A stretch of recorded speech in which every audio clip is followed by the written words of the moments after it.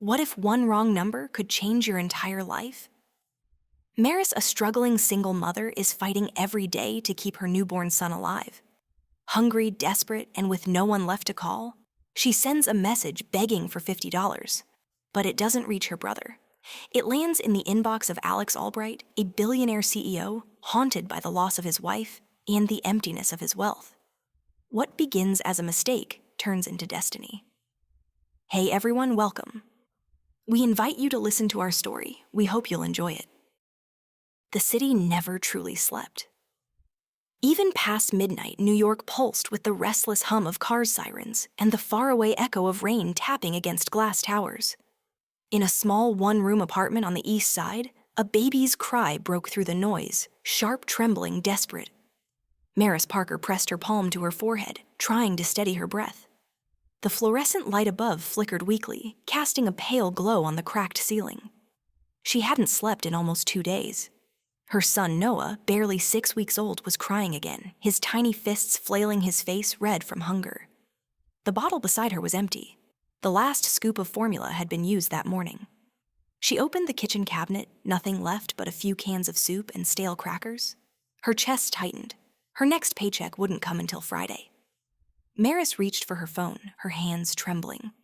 There was one person she could ask her brother Ben. They didn't talk much since she'd moved to the city, but he'd always been her safety net. She typed, her eyes blurring from exhaustion. Ben, sorry to bother you. Need $50 for baby formula. Noah's almost out. We'll pay you back Friday.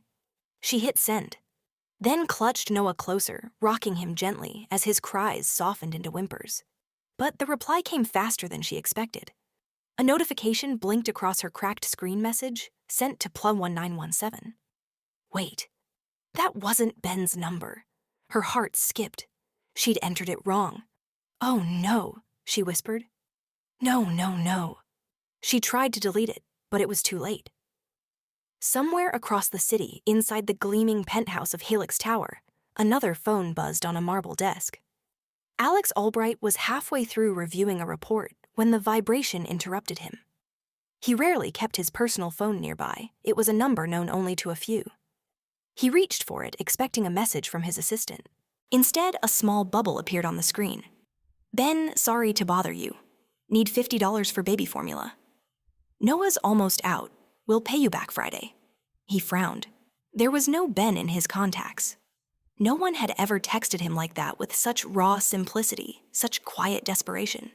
For a man who'd built an empire worth 11.8 billion, words like need sorry and formula rarely crossed his world. He leaned back in his chair, eyes narrowing. It would have been easy to ignore. It delete block, move on. But something about the message clung to him. He could almost picture it, a mother awake past midnight, trying to calm her crying child, while counting the last dollar in her wallet. The image hit him harder than he wanted to admit. Alex had lost his wife 3 years ago. They never had children.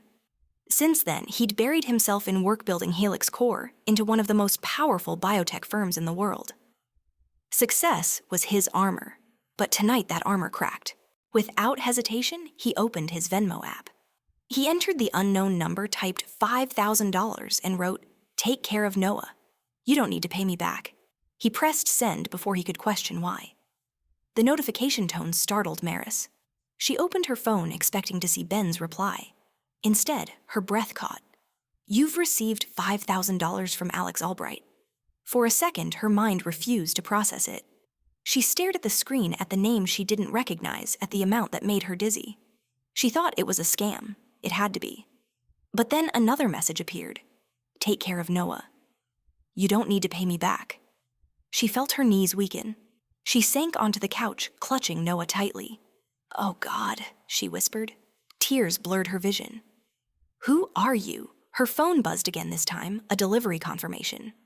2 hours later, a knock echoed on her door. When she opened it, a delivery man stood holding a stack of boxes. Baby formula diapers, wipes, bottles, everything she'd been too proud to ask for. Meris stood frozen. The man simply smiled. "All prepaid, ma'am." From a Mr. Albright. She watched as he left her heartbeat loud in her ears. She didn't know any Mr. Albright.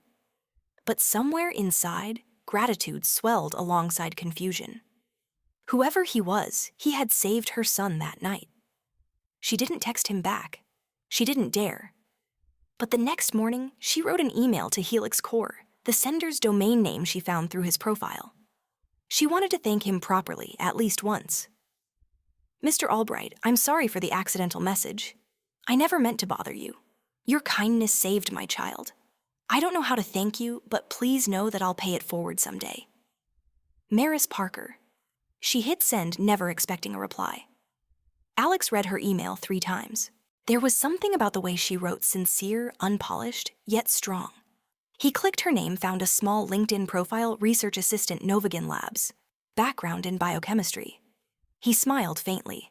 It wasn't just pity anymore, it was curiosity. That afternoon, he called his HR director. "Find this woman," he said simply. "Meris Parker. See if she's available for an interview." Within a week, Meris stood in the shimmering lobby of Helix Core, clutching her resume and trying not to feel like she didn't belong. The walls were glass and chrome. The people wore tailored suits that cost more than her rent. "Ms. Parker," a voice called. She turned and froze. Alex Albright looked exactly like every headline photo, tall, dark suit, composed eyes like cold steel. But when he smiled, the edges softened. "I'm glad you came." "I almost didn't," she admitted, voice low. "It felt impossible." "Most good things do," he replied. The interview didn't feel like an interrogation. It felt like a conversation. He asked about her background, her research in biochemistry, her time at Novigan. She answered honestly, though her voice trembled when she mentioned losing her job after the company downsized. At the end, he said something unexpected. "I'd like to bring you on as a research analyst. Flexible hours, decent pay." And he hesitated, glancing toward the glass wall separating his office from a smaller adjoining room. "We can set up a nursery right next to my office." "For Noah," Meris blinked. "You'd do that." He shrugged lightly. "We're Helix Core. We build solutions for everyone, even mothers who refuse to give up." For the first time in months, Meris laughed, a small, disbelieving sound that made Alex's chest tighten in a way he hadn't felt in years. The days that followed blurred into something surreal. She started at Helix Core the next Monday. Keller, the company's forensic accountant, showed her around. Most employees whispered about the new hire from nowhere, but Alex's word was law. True to his promise, a glass nursery was built beside his office, complete with toys, a crib, and soundproofing that let Meris work while still keeping Noah close. Sometimes when she looked up from her screen, she'd catch Alex standing at the glass wall, watching her and Noah, with an expression she couldn't read, part admiration, part longing. Once she asked him, "Why me? There are thousands more qualified than I am." He looked at her for a long time before answering. "Because you asked for $50 when you could have asked for nothing," he said. "And because the world needs people like you in it." Something in her heart shifted then quietly, dangerously. But fate has a way of testing fragile beginnings. As weeks turned into months, Meris's diligence caught the attention of everyone, including Vincent Harmon, the company's CFO, a man with 2 smooth smiles and eyes that never stopped calculating. When Alex assigned Meris to assist in an internal audit, Vincent's polite mask cracked. "Why her?" he asked, voice too calm. "Because she's thorough," Alex replied. He didn't know it yet, but that decision would set everything ablaze. Late one evening, as the city lights flickered below, Meris sat at her desk, reviewing financial logs. Something didn't add up, millions missing, siphoned into a shell company named Trinox Solutions.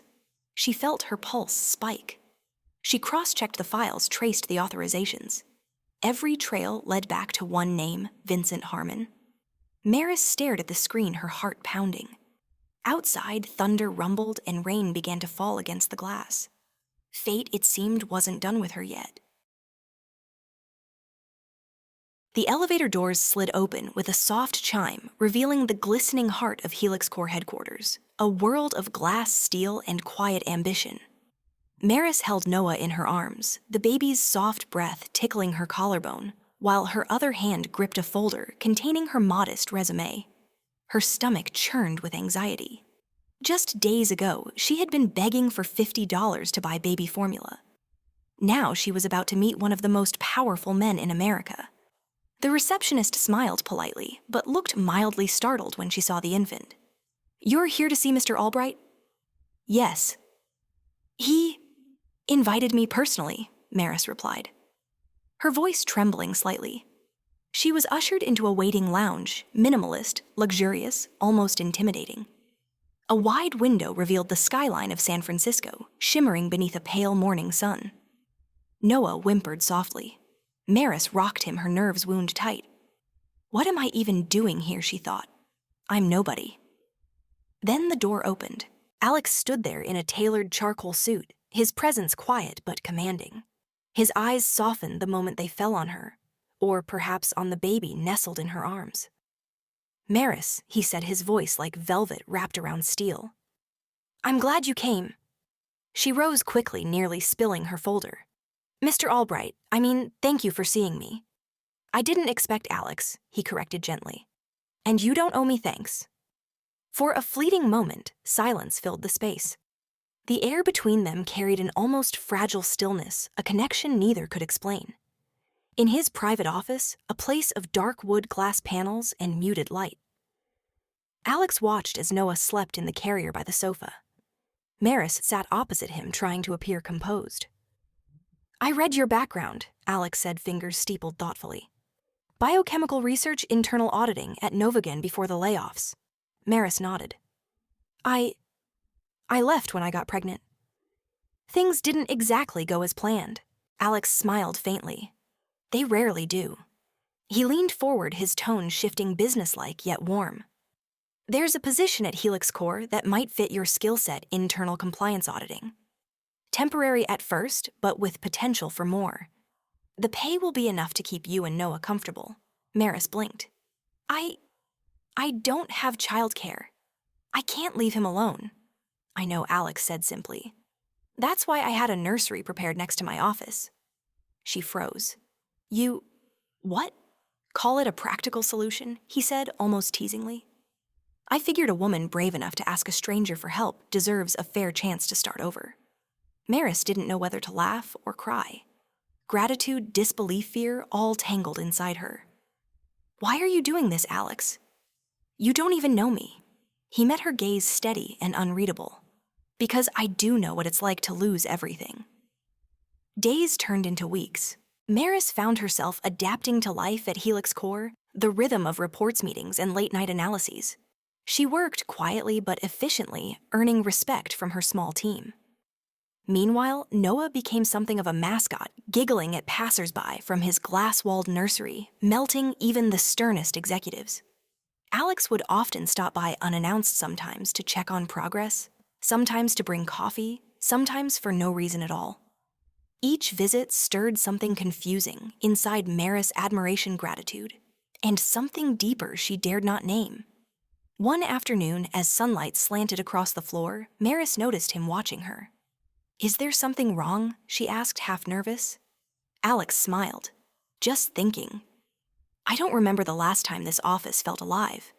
She blushed, unsure how to respond. "I'm just doing my job." "No," he said softly.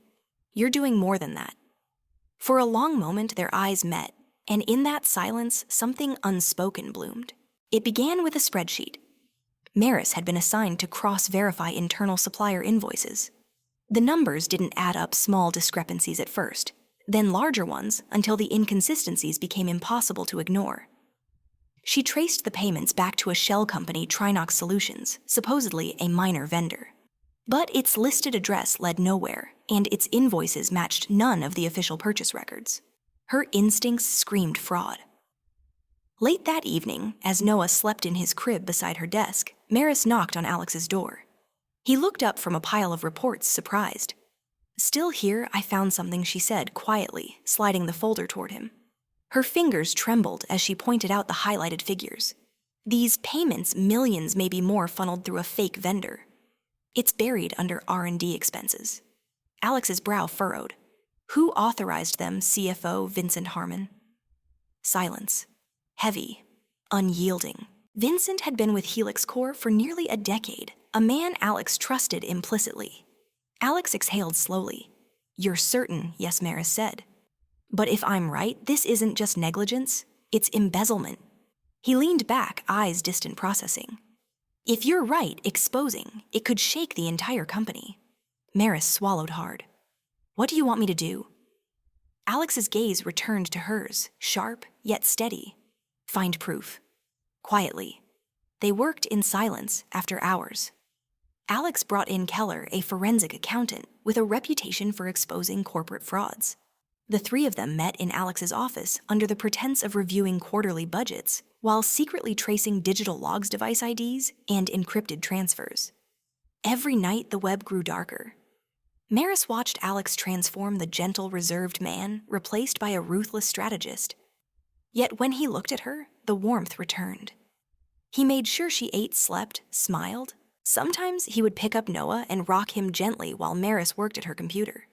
The image made her heart ache, this billionaire once so untouchable, holding her child like something precious. One night, exhaustion took her. She dozed off at her desk. When she woke, a blanket had been draped over her shoulders. Alex was gone, but a note sat beside her coffee cup. You're not alone in this. A. Her heart fluttered. It shouldn't have meant so much, but it did. They worked in silence after hours. Alex brought in Keller, a forensic accountant with a reputation for exposing corporate frauds. The three of them met in Alex's office under the pretense of reviewing quarterly budgets while secretly tracing digital logs, device IDs, and encrypted transfers. Every night, the web grew darker. Meris watched Alex transform the gentle, reserved man, replaced by a ruthless strategist. Yet when he looked at her, the warmth returned. He made sure she ate, slept, smiled. Sometimes he would pick up Noah and rock him gently while Meris worked at her computer. The image made her heart ache, this billionaire once so untouchable, holding her child like something precious. One night, exhaustion took her. She dozed off at her desk. When she woke, a blanket had been draped over her shoulders. Alex was gone, but a note sat beside her coffee cup. You're not alone in this. A. Her heart fluttered. It shouldn't have meant so much, but it did. The breakthrough came 3 weeks later. Keller found evidence that Vincent had created multiple offshore accounts, routing Helix Corp's funds through Trinox to cover personal investments. The logs were undeniable. The fraud totaled over $30 million. Meris stared at the data hands, trembling. This could destroy him. Or me, Alex muttered grimly. If word gets out before we act, the board will question my leadership. Stockholders will panic. He turned toward the window, the city lights reflected in his eyes.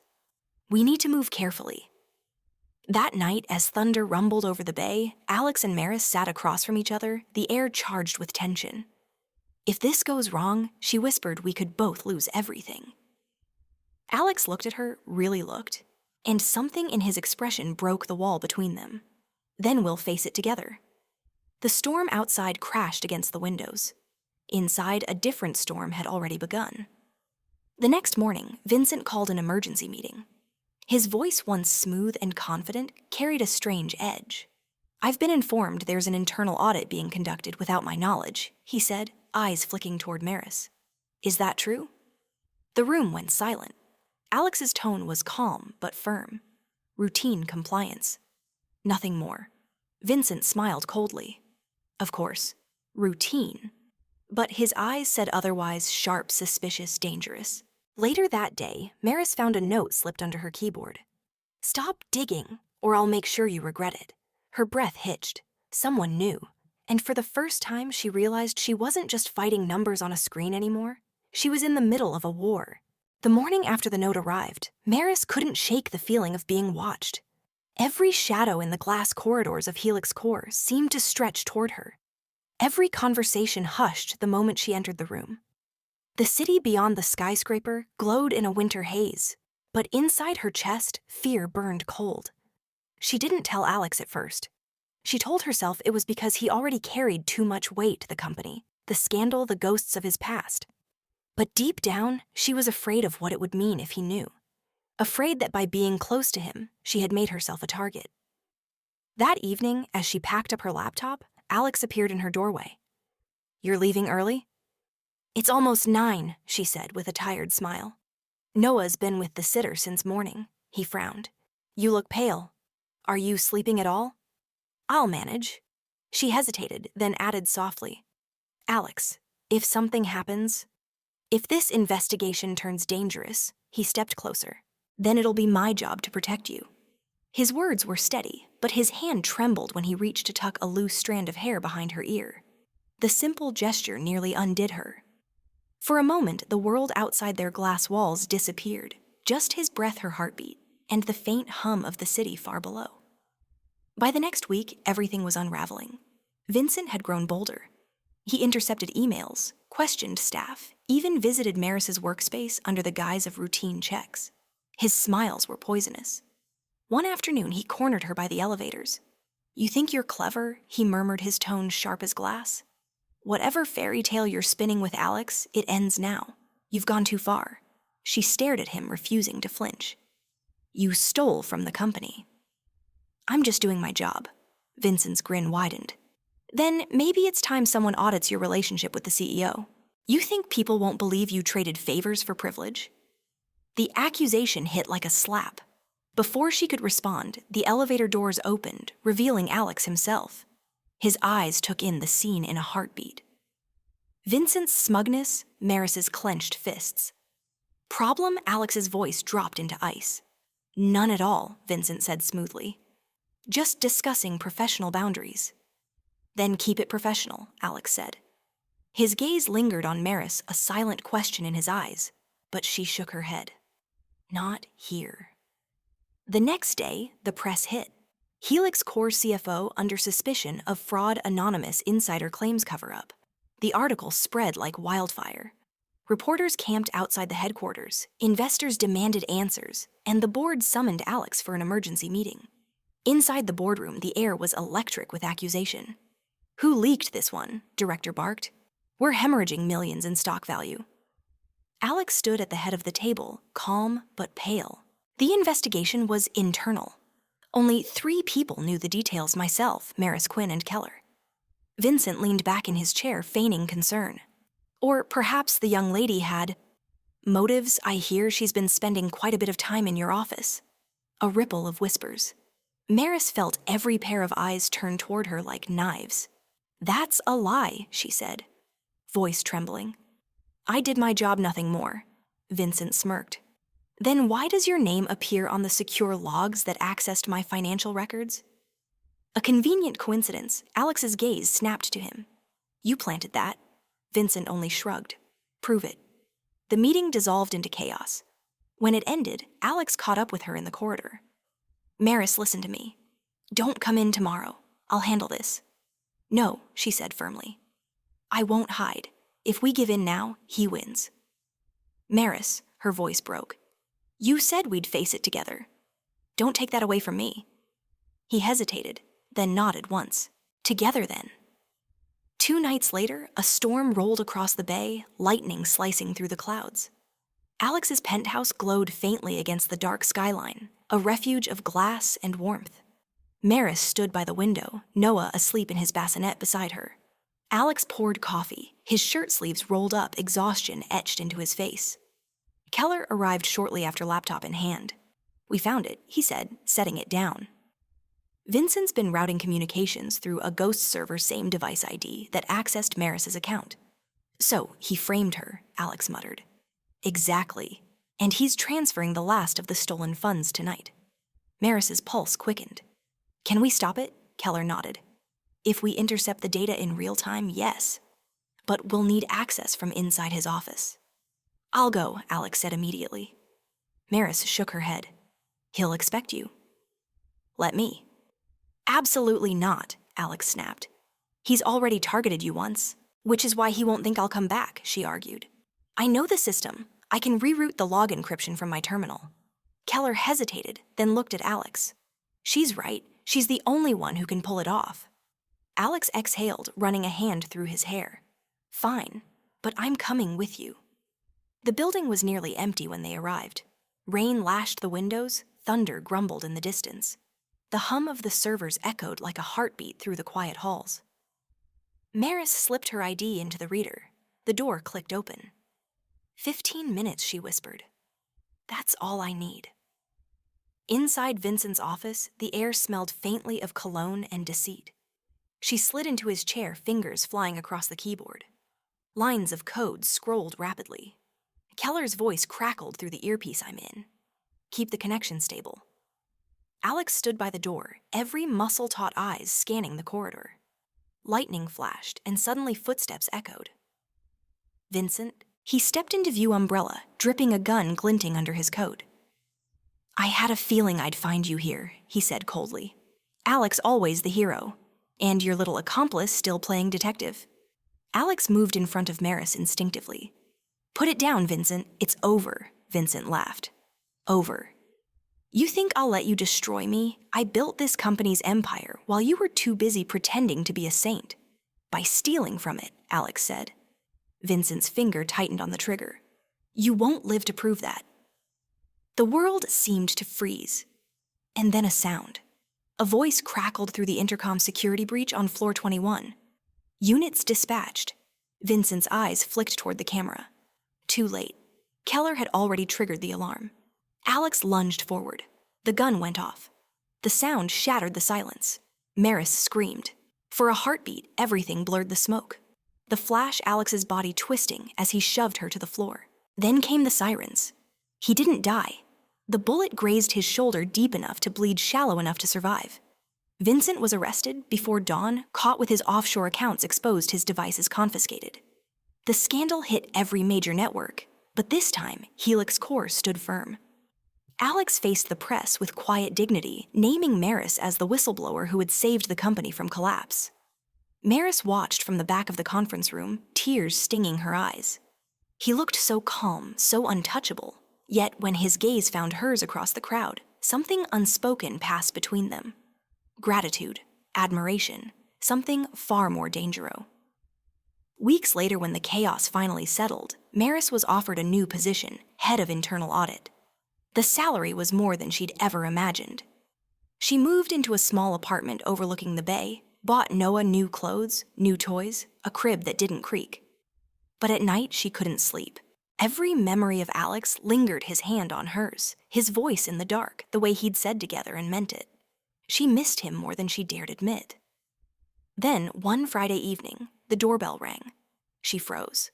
When she opened it, Alex stood there, coat damp from the rain, a bandage still visible under his collar. He held a small white envelope in one hand. You shouldn't be here, she whispered, though her heart was already racing. I know, he said softly, but I needed to see you. She stepped aside. The apartment was quiet except for the rain against the windows. Noah stirred in his crib, and Alex's gaze softened instantly. He's grown, he said. Stronger. So have I, Meris replied, a faint smile tugging at her lips. Alex nodded slowly, then held out the envelope. Your official contract. Full appointment as head of internal audit. She took it, her fingers brushing his, a spark familiar and dangerous. You didn't have to bring it yourself, she murmured. I did, he said quietly. Because there's something else I needed to say. He took a step closer. You came into my life because of a wrong number. But nothing about what happened after that was a mistake. You reminded me what it feels like to care again. To hope. Her breath caught. Alex. I don't want to go back to that empty apartment, he said. Not without you. Not without Noah. I want you both in my life, not out of obligation, but because I can't imagine it any other way. Tears blurred her vision. For a moment, she could only stare at him, the man who had once been a stranger behind a screen, now standing in her doorway, offering her the world. She reached out, touching the side of his face gently. You saved us, Alex, he shook his head. No, you saved me.